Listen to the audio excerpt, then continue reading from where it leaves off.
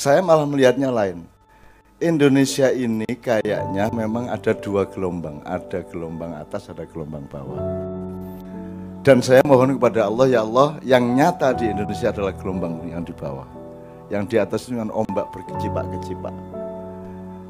Yang akan bisa engkau singkirkan hanya dengan angin yang engkau hembuskan. Tapi yang di bawah, gelombang bawah itu dia bergerak, bergelombang berdasarkan sejatinya relief dasar laut. Nek dasar laut ini gelombangnya yang ini. Jadi itu alamiah. Nah saya melihatnya gini Mas Firman. Iki engko sing didelok Gusti Allah iki sing dhuwur apa sing nisor. Nah aku njaluk sing nisor. Karena semua yang Anda omongkan tadi itu adalah persiapan Anda untuk suatu hari Anda yang akan di atas nanti. Ini awakmu sudah persiapan yang luar biasa. Wis luwih mikir, wis luwih tenanan, wis luwih punya kesadaran sejarah, wis sudah punya pendalaman-pendalaman nilai, sudah punya perluasan-perluasan pertimbangan dan lain sebagainya. Dan saya tidak nuntut terlalu banyak karena saya cuma mancing, oh lumayan iki garin terus ke dewe. Jadi jangan tergantung workshop yang di sini. Itu cuma PR aja supaya dia menjadi file sehingga Anda akan memikirkan sengaja atau tidak sengaja. Jadi Mas Herman, saya tidak akan pesimis meskipun saya cemas kalau melihat ombak di atas. Ini enggak sederhana teman-teman sekalian. Ini sudah akan sampai ke Uni Soviet, Rusia, sudah akan sampai ke Turki, sudah akan sampai ke Arab, sudah sampai ke Amerika, sudah sampai ke Cina, sudah segala macam. Kita ini adalah janda tua yang diperebutkan habis-habisan. Kan gitu. Sebenarnya ini sangat mencemaskan. Kalau lihat retaknya enggak retak tok. Kalau Anda baca medsos, kuwi wis orang yang ingin saling membunuh, Mas. Betul enggak? Kalau orang sudah ngomongnya sampai sebegitu busuk kepada sesama manusia, itu kan sebenarnya mereka sudah saling ingin memusnahkan. Jadi orang mengertak seperti yang dicemaskan Mas Herman. Saya kira maksud beliau seperti itu. Cuman saya melihat tak pancing-pancing, tak rungok-rungok bocah-bocah iki tidak ada di gelombang itu sama sekali. Teman-teman ini adalah anak-anak yang memang oleh Allah, saya sudah sering bilang, yang di surat Al-Maidah 54, dan Anda memang dipersiapkan. Meskipun tidak akan clean, tidak akan fix, tidak. Tapi saya kira kalau hancurnya Indonesia itu terjadinya paling di Jakarta, mulai harus pindah. Tapi kalau di kabupaten-kabupaten, di daerah-daerah, insya Allah sangat kecil persentasenya untuk pecah belah atau untuk retak-retak seperti yang kita cemaskan pada malam hari ini. Nah aku ndelok Caca iki, alhamdulillah banget kok, gitu loh. Nah, jadi saya kira Mas Herman mencemaskan sesuatu yang juga mulia dan Anda semua juga menjalani sesuatu yang mulia. Lah nek ana cah SMA iki, kelas piro lho kuwi? Lho, kelas 3 dhek wis duwe wis wani ngomong kurikulum piye to kok kaya ngene iki itu. Kuwi lho zaman aku meng anut grup yok, Mas. Kita dulu belum enggak ngomong gitu. Ini berarti Allah sudah mempersiapkan. Memang akan harus ada perubahan-perubahan tatanan, hukum, konstitusi dan seterusnya memang. Kalau tidak, apa yang sekarang sudah digadaikan, dijual belikan, tidak akan bisa menjadi milik Anda kembali. Tapi Anda juga jangan terlalu terpesona kepada pemilikan dunia. Ojo khawatir.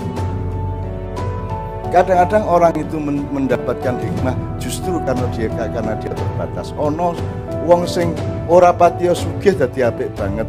Sing rada melarat tapi apik banget.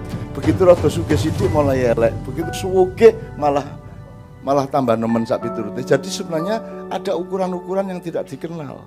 Karena kita ini terlalu kapitalistik, terlalu berpikir uang, terlalu berpikir. Tapi kan canom saiki ora. Saiki kan Anda sudah punya perhatian-perhatian yang luar biasa terhadap nilai-nilai yang sangat luas. Anda sudah menjalani takdib.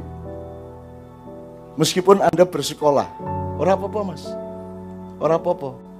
Wong cah sekolah saiki nek ora nang maiyahan durung durung krasa durung sekolah kok.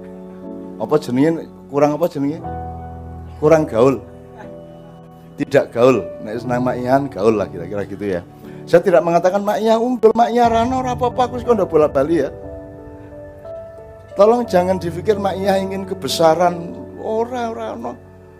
Kita cuman mamayu hayu ning bawono kalau Jawa. Kita cuman ingin jangan sampai terlalu pekewo kepada Allah. Wong Gusti Allah gaene mentos kaya ngono kok ming gepeng-gepeng wae, ming kopong-kopong wae. Jadi kita coba menumbuhkan semampu-mampu kita, kira seperti itu. Jadi enggak apa-apa, kita pembelajarannya pembelajarannya tingkat takdibnya Mas Tanto.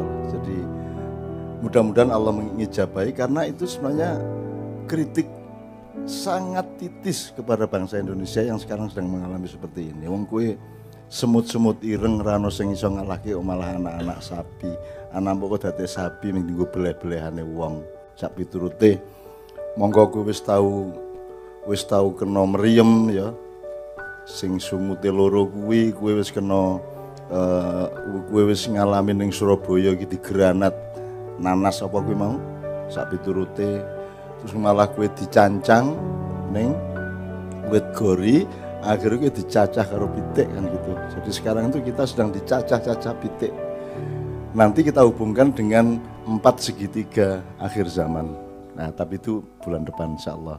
Supaya Anda mengerti di mana Anda berada dan Anda punya alternatif yang keempat. Jadi ada segitiga singkat ya. Iblis, Dajjal, Ya'juj Ma'juj sedang bekerja sangat intensif sekarang. Segitiga yang ketiga, yang kedua adalah Fir'aun, Haman, sama Korun. Sangat jelas di depan Anda. Segitiga yang ketiga adalah Ats-Tsulatsiyah Al-Muqaddasah. Kiai Kanjeng syukur bisa menyiapkan nomor Ats-Tsulatsiyah Al-Muqaddasah, yaitu takbir apa namanya? Hijrah Rasul.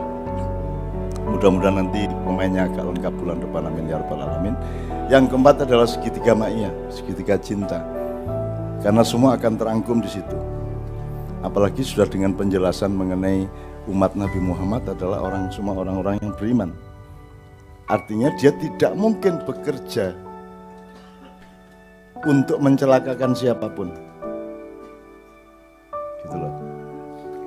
Asalkan engkau punya komitmen dan garis yang jelas, cinta dengan Allah Subhanahu wa taala. Siapapun nama Allah itu, enggak usah kita berdebatkan sekarang. Dan kita enggak perlu berdebatkan sampai kapanpun saja. Wong kowe iki dudu Gusti Allah, dudu malaikat Jibril, dudu sapa-sapa, termasuk aku juga. Gitu ya sekalian ya. Oke.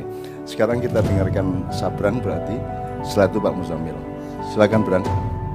Assalamualaikum warahmatullahi wabarakatuh. Dari tadi saya belum salam, belum pegang mic. Oke. Yang saya lihat dari apa yang terjadi di sini, dari percakapan itu tadi, saya tidak akan membahas tentang tematiknya. Karena kalau saya sendiri melihat apa yang dilakukan Caknon, apa yang ditulis, apa yang dikatakan, dan seterusnya adalah trigger dari sesuatu yang ada di dalam diri pendengarnya atau pembacanya. Jadi yang saya lihat triggernya adalah kemudian terjadi ada pandangan, ada informasi, ternyata teman-teman muda ini banyak gagasan, banyak simulasi, banyak pemikiran yang artinya mesinnya berjalan, mesin pikirannya berjalan. Kalau mesin pikirannya sudah berjalan, kalau kayuh sepedanya sudah kalau pedal sepedanya sudah dikayuh, sudah bisa berjalan, yang diperlukan kemudian adalah keseimbangan. Dan saya melihat di sini juga terjadi keseimbangan, di mana tadi ada yang ngomong selip sedikit responnya seperti ini, ada yang ngomong selip sedikit responnya seperti ini. Dan kalau ngomongnya standar respon itu, ternyata standarnya juga tidak hanya keseimbangan aja, tidak hanya keseimbangan pada satu kuda-kuda, ternyata juga bisa ganti kuda-kuda untuk beberapa jenis keseimbangan. Karena selip yang terjadi pada kalimat-kalimat awal yang tidak terlalu tepat, ketika ditabrakkan dengan standar kalimat yang dikeluarkan oleh Pak Tanto, itu seharusnya kalau keseimbangannya pada kuda-kuda yang sama akan terjadi reaksi yang lebih besar, tapi ternyata bisa mereposisi diri untuk bisa menerima informasi, memfilter, distilasi, dan mengkurasi informasi tersebut sehingga bisa diambil intisarinya. Ini menurut saya sudah modal luar biasa, dan jadi saya hanya pada konklusi yang sama dengan Cak Nun, bahwa masa depan Indonesia tidak benar-benar gelap kok. Kita masih punya mesin-mesin pemuda yang berjalan luar biasa dengan modal keseimbangan, dengan modal kuda-kuda yang lincah, Dan satu lagi ditambah ini tadi, betapa kita banyak tertawa dari segala sisi. Itu semua dilandasi oleh cuaca kemesraan. Dan menurut saya tidak ada model yang lebih lengkap daripada itu untuk menyongsong Indonesia masa depannya. Alhamdulillah, semoga kita semua bisa menjaga ketajaman berpikir, keseimbangan berkuda-kuda, kelincahan untuk menjaga kuda-kuda pada perkembangan zaman, dan terus bisa menjaga cuaca, kedamaian, dan kemesraan lagi-lagi untuk menyongsong masa depan. Karena jawaban masa depan hanya bisa dihadapi dengan inovasi kepala yang penuh dengan keseimbangan itu tadi. Konklusi saya mungkin itu saja, nggak panjang-panjang. Matur nuwun. Wassalamualaikum warahmatullahi wabarakatuh. Terima kasih, Brang. Terima kasih.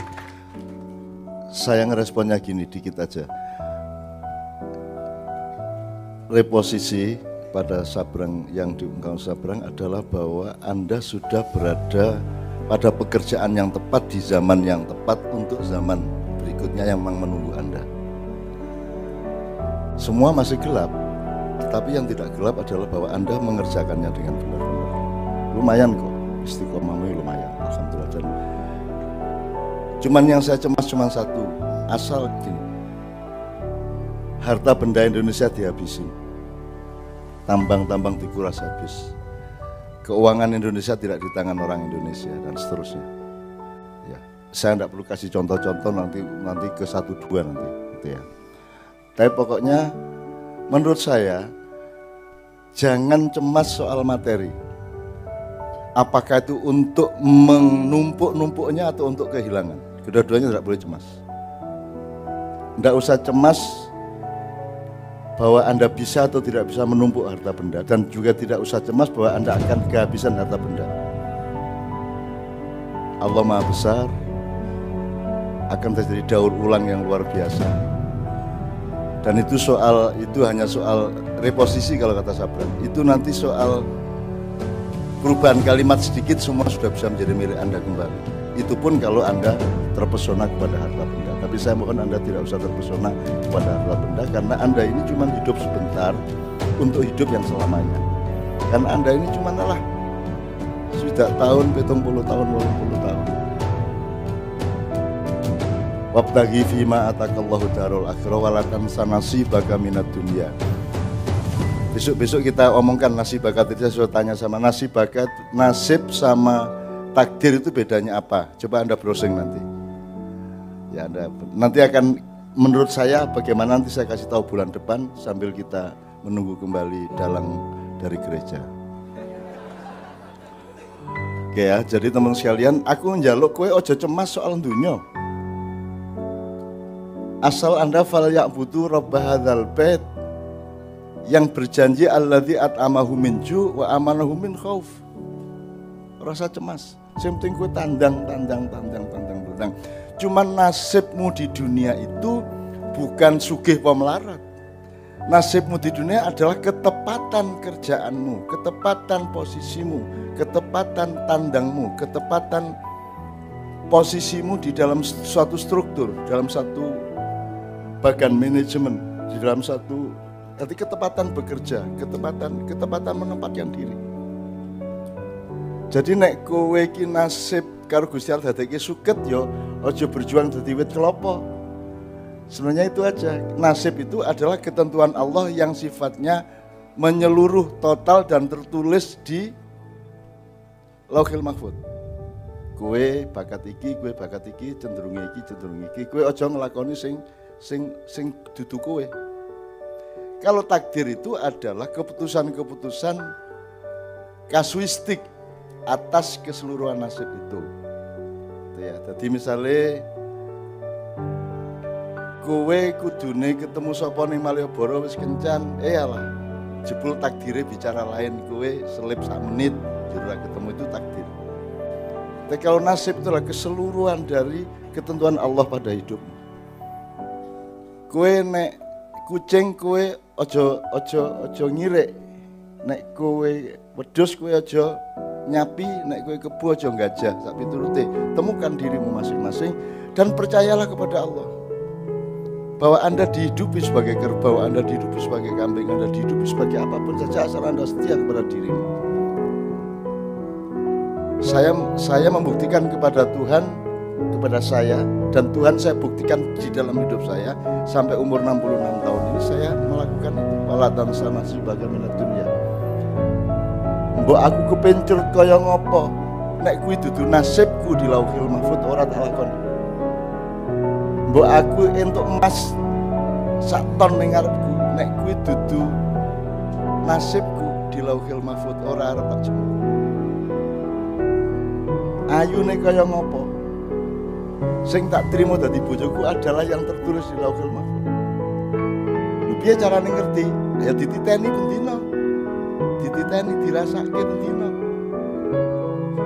Sebenarnya sekolah itu, untuk membimbing orang untuk mengetahui nasibnya. Kok saiki sekolah nggak nasib dhewe. Kabeh dikongkon nek ora kedokteran ya farmasi, nek farmasi visipol, nek visipol fakultas lain dan seterusnya. Itu semua sebenarnya menyinggung perasaan Tuhan. Setengah mati saya mintakan maaf Anda semua. Anda itu menyakiti Tuhan. Seluruh manusia di dunia ini menyakiti Tuhan. Banget tentu. Aku tidak peduli nasib Tuhan. Yang aku lakukan adalah memohonkan ampun kepada Allah dan semua manusia. Jadi golek ana awakmu tenan. Terima nasibku karena itu yang terbaik. Tidak ada rumput cemburu kepada padi, tidak ada padi cemburu kepada kelapa, tidak ada kelapa cemburu kepada binatang, tidak ada binatang cemburu kepada manusia. Itu yang terbaik. Maka masukilah dengan tadris, taklim, ta'rif, dan takdib. Maka engkau akan menemukan keindahannya. Dan Anda kan sudah belajar menemukan keindahan di dalam tingkat-tingkat keseimbangan yang luar biasa yang Anda alami selama ini. Nyuwun sewu ya. Ke zaman Nabi Adam orang wong lumpuk semene kae, kadang-kadang sampai 20.000, 30.000, nganti jam 2 bengi jam 3 ora tau ono. Zaman Kanjeng Nabi ya urung semene kae wonge. Terus ya orang lumpuk nganti semene suwene iki. Dan Anda luar biasa. Mas Tanto yang kayak begitu Anda punya balance untuk menerima. Anda coba saiki Kristen, Islam ngene iki minoritas, mayoritas macam-macam, wah temane ora karu-karuan. Coba di sini begitu mesra. Ora ketang ku ya kupluke biyen ya dicolong saka aku biyen. Jur mangkel kiai Kanjeng sing kancane dhewe ra digawe malah dalang saka kono kae digawe ngono kuwi kiai Kanjeng. Ning saiki wis ora dienggo ben ora nglarani kiai Kanjeng. Ngono kira-kira. Itu maksudnya ya. Ngerti maksud saya?